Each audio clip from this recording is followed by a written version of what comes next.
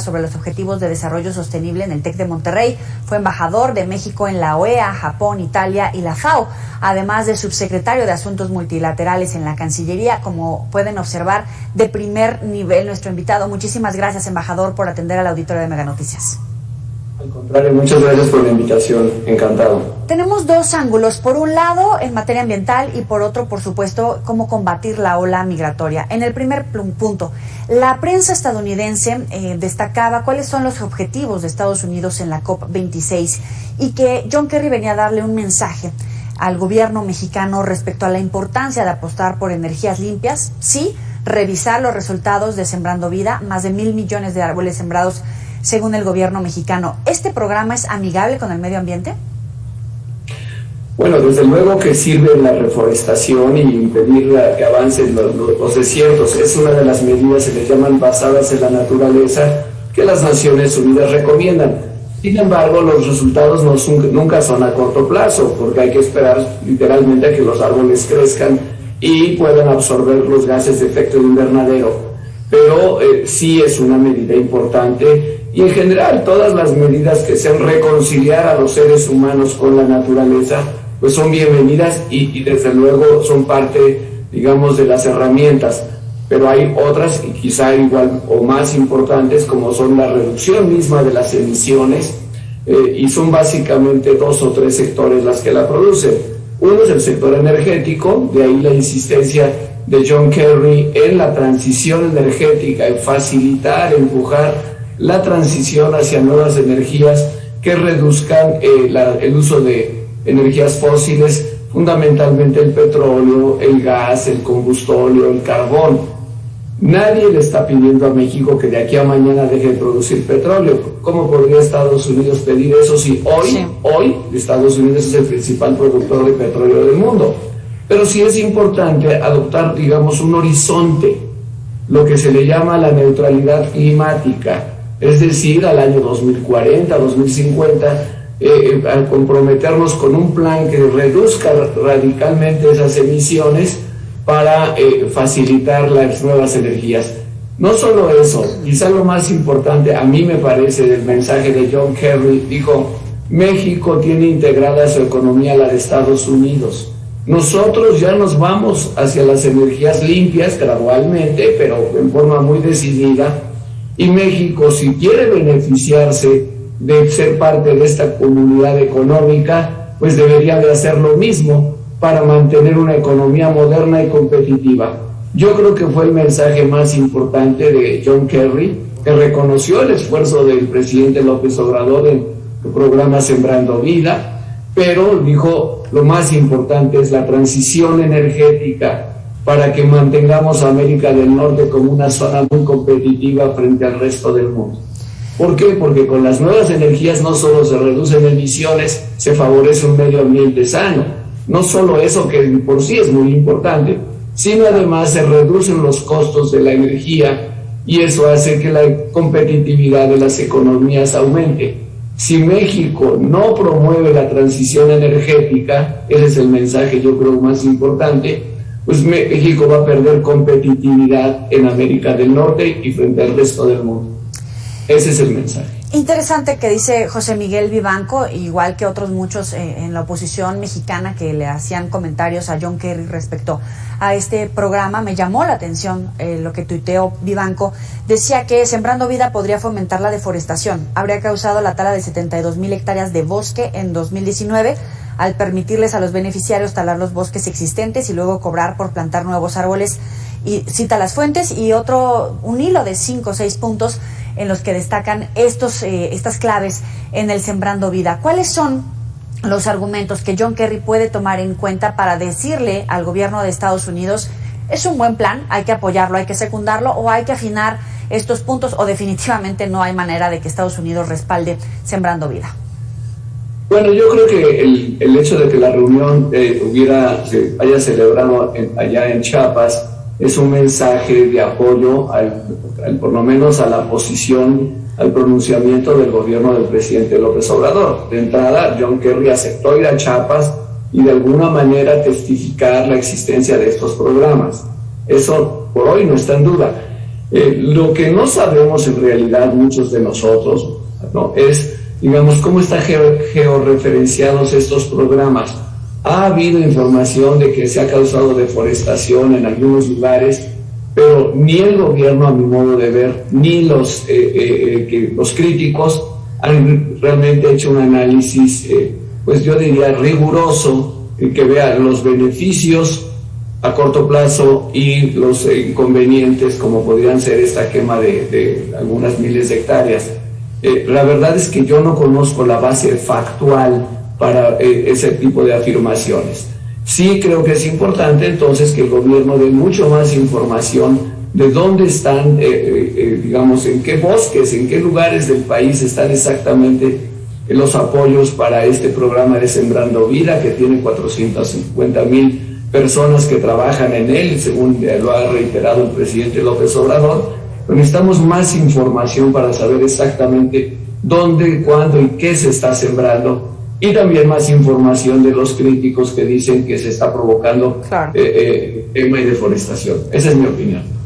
Ahora, es bien importante este tema de la información. Necesita haber más transparencia, más claridad en la información respecto a cuánto se ha invertido, cuántos árboles se han sembrado. No todos los que se siembran sobreviven, ni todos los que sobreviven van a ser productivos. En este sentido, ¿cómo afinar, cómo darle seguimiento a esta línea de inversión y de resultados para que incluso Estados Unidos dé un paso adelante y financie estos programas mexicanos en países expulsores de migrantes como Centroamérica?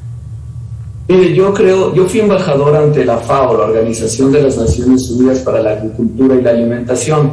Entonces hay organizaciones como la FAO que tienen toda la experiencia necesaria del mundo para saber si un programa de reforestación va a tener éxito o en qué porcentaje. Hay que cuidar mucho los cultivos para que esos cultivos sean, obviamente esos árboles, pues sean propicios en las zonas geográficas donde se está instalando. Uno no va a instalar pinos en un desierto, claro, o palmas encima de, no sé, de un monte. Hay que saber, pero eso lo saben los técnicos. México cuenta desde luego con muy buenos técnicos, pero tengo la impresión de que se ha marginado un poco aquí a la Secretaría de Agricultura, que es la que realmente conoce mejor esas experiencias, apoyada por organismos como la FAO. Yo creo que ahí habría que reforzar esta parte técnica, darle, como usted dice, mucha transparencia para darle credibilidad, pero subrayo, en el mejor de los casos, los resultados no son de corto plazo. Son de corto plazo en el sentido de que probablemente están creándole fuentes de ingreso a miles de personas, eso yo no lo pongo en duda. O sea, sí es cierto que se le están entregando esos apoyos, pero su efecto climático positivo no es de corto plazo, se va a tardar. Entonces, las medidas que hay que tomarlas hoy. John Kerry lo dijo y la ONU lo ha dicho, el secretario general de la ONU lo ha dicho. Si siguen las tendencias actuales y no se modifican antes del 2030, o sea, en menos de 8 años, sí tendremos verdaderas catástrofes climáticas a nivel global. Y yo diría, ya las estamos viendo, son esas sequías pavorosas, son esas inundaciones que las vimos este año en Alemania o en Nueva York, lluvias desestacionalizadas que sí destruyen la producción de alimentos y que en caso, digamos, de un aumento mayor de la temperatura pueden causar grandes tragedias en todo el mundo. El informe de los científicos está ahí, no hay que interpretarlo. Hay cambio climático en todas las regiones del mundo. Y México es un país particularmente por su ubicación geográfica y su orografía, particularmente vulnerable al cambio climático. Entonces, en mi opinión, pues obviamente a México lo que le falta es acelerar la transición energética, comprometernos con la neutralidad climática en un plazo digamos, hacia futuro, repito, no es mañana, sino en 20 o 25 años, como ya lo han hecho muchos países. Claro, ahora me gustaría puntualizar, que abundara un poco más, embajador, si pudiera, para explicarnos. Decía, los resultados se van a ver a largo plazo en materia ambiental, pero es urgente que se tomen decisiones a partir de ahora, en esta transición energética. Sin embargo, los resultados a corto plazo sí se ven, es decir, la generación de empleos, la generación de recursos económicos que en verdad pueda inhibir la ola migratoria, particularmente de Centroamérica? ¿Es posible? ¿Esta es una de las vías que de verdad puede reducir la ola migratoria? Bueno, sí, pero tiene que ser inversiones mucho mayores de las que se están haciendo hasta el momento. Realmente exigen inversiones mucho mayores y una serie de políticas públicas que vayan, digamos, aparejadas. Las personas no solo necesitan un ingreso, es lo principal, pero no solo eso, necesitan seguridad, necesitan salud, necesitan educación, necesitan vivienda, necesitan, pues la verdad, la posibilidad de tener una vida más digna. Entonces todo eso desde luego exige inversiones mucho mayores y una organización, digamos, social mucho más sólida y una interlocución más abierta con los gobiernos locales, estatales. Por parte de México creo que, sí creo que hay que poner énfasis en los programas de crear empleo ahí en los países así llamados del Triángulo Norte, Guatemala, El Salvador, Honduras, pero también hay que invertir, ya lo estamos viendo en Haití, y obviamente no hay recursos de México que alcancen para eso. Se necesita comprometer a Estados Unidos, y a mí me parece muy bien que el presidente López Obrador trate de comprometer a Estados Unidos en programas de empleo. Probablemente Estados Unidos apoyará otro tipo de inversiones, probablemente no desee, digamos, invertir en esto, sino en otro tipo de programas, pero que haya un acuerdo de que la solución, digamos, básica de mediano y largo plazo es la inversión, el crecimiento económico, pues es un avance. No es suficiente, es un avance. Hay que hacer otras políticas públicas, migratorias, para dar un trato humano a los migrantes, porque yo francamente le voy a decir, somos un país de 130 millones de habitantes. Si pasaran 20 o 30 mil personas de Centroamérica cada año, la verdad es que nadie se da cuenta, no pasa nada. Hay más que bien que proteger a esos migrantes, porque son seres humanos, como usted dijo muy bien. Oiga, escuchándolo con detención decía, probablemente Estados Unidos no decida invertir en esto. ¿Ve poco probable que Estados Unidos respalde sembrando? Y Estados Unidos lo que ha dicho es que, han dicho que hasta el momento todavía no cuentan con los recursos. Están en su proceso de su presupuesto anual, igual que México, por cierto, ¿no? Entonces, que ellos han pedido, y esto lo explicó el secretario Blinken en su visita hace 2 semanas o 3, que Estados Unidos estaba pidiendo $4,000 millones, bueno, el Departamento de Estado, para financiar programas de desarrollo económico para el Triángulo Norte de Centroamérica. Si en esos recursos puede haber algo para los programas de Sembrando Vida, no lo han explicado, no lo han dicho, por lo menos públicamente. Han dicho que ven muy bien el esfuerzo del gobierno de México y que pues lo apoyan políticamente, moralmente, pero que por el momento no han podido confirmar que van a hacer una inversión hasta que el Congreso les apruebe los recursos solicitados. ¿Y qué tanto influye la opacidad denunciada, la falta precisamente de llevarle el pulso a cuánto se invierte, dónde se invierte, cuáles son en realidad los resultados de estos programas? Porque también aquí la oposición mexicana dice son programas sociales con fines electorales, esos montos pueden ser desviados, una cantidad de argumentos que se pueden tomar en cuenta, que hacen ruido al final del camino, pero en realidad, ¿qué tanto puede hacer efecto? Bueno, mire, yo como todo política pública, tiene un efecto positivo. 1, si está bien diseñada. 2, si está bien implementada. 3, si es evaluada por organismos independientes o por, digamos, órganos independientes imparciales que dicen cuáles son tus objetivos, cuáles los lograste y en qué tiempo los lograste. Eso es política pública básica. Entonces, para eso sí se necesita total transparencia, a mi modo de ver. Y yo sí quisiera ver más participación de técnicos de la Secretaría de Agricultura y de Desarrollo Rural, la SADER, y quisiera ver más participación de organismos internacionales como la FAO o el Instituto Interamericano de Cooperación Agrícola, porque ellos pueden dar, por una parte, digamos, asesoría técnica, muy importante, y por otro, insumos prácticamente, pues, cuáles son los árboles que se van a sembrar, etcétera, y también sirven para una evaluación técnica correcta que sirva para tomar las mejores decisiones. Yo la verdad tengo que decir, no hemos visto mucha esa información. Se hace énfasis en las 450,000 personas que están recibiendo este recurso. Yo no tengo motivos para dudarlo, pero no sabemos si realmente eso está sirviendo para que siembren los árboles adecuados, en las tierras adecuadas, en los tiempos adecuados, y qué tanto están, como usted decía al principio, de esos árboles, cuántos están creciendo bien, etcétera. Se necesita mucha evaluación de esto. Digo, la experiencia que tiene la FAO en programas de reforestación, pues la verdad es que no la tiene nadie en el mundo. Y hay experiencias en China, en la India, en África, en Europa, en muchos países. Entonces tampoco es un programa que tenga que partir, digamos, de base cero. Hay mucho conocimiento acumulado a lo largo de muchas décadas en estos organismos internacionales que le pueden decir a México, mira, si sigues por aquí, pues vas a enfrentar estas dificultades.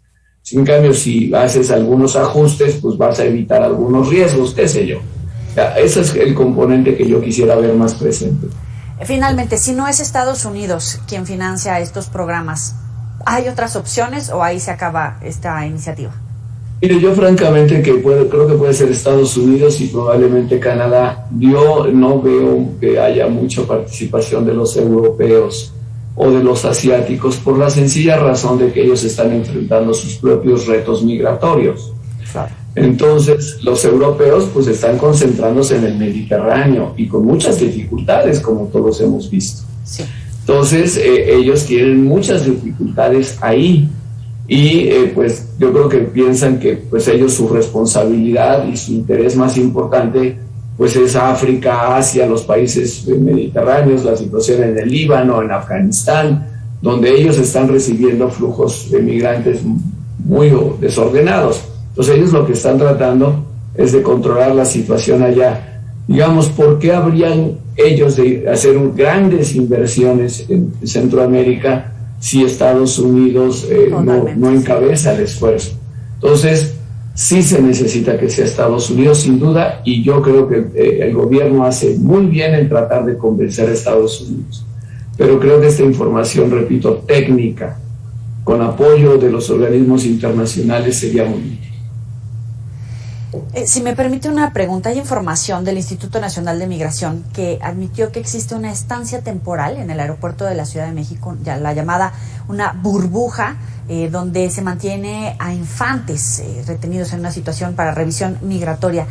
En este sentido, ¿cuáles son las apreciaciones que se deben de tomar en cuenta al tratarse de niños menores de edad restringidos en un cuarto sin mayor ventilación, sin mayor acceso?